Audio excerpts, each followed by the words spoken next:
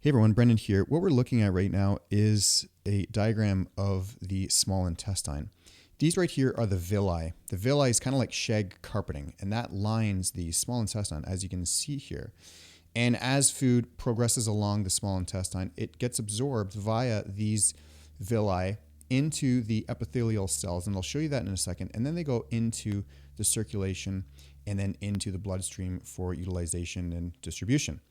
As you can see, the vascular system is incredibly complex, right? So these are all the arteries and vessels that go into the small intestine, and then of course, right, food is in here, and then it gets distributed via all the way into the rest of the body. Now, when someone has leaky gut, these are again the villi, and what you're looking at, all of these individual circles, those are epithelial cells. Those are the cells that line the gut. Now, someone who's got celiac, for example, they don't even have the epithelial cells on top of the villi.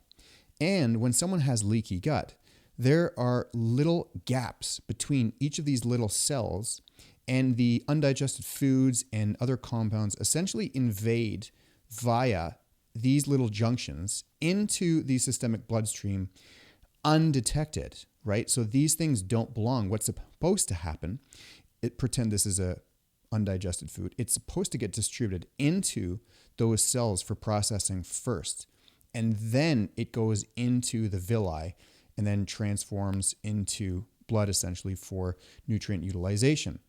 However, again, when someone's got leaky gut, that's what it looks like. These cells are essentially broken and they're not working. Here's a better diagram of what that looks like in terms of the leaky gut, intestinal hyperpermeability of the gut. If you have any chronic conditions whatsoever, you have a leaky gut.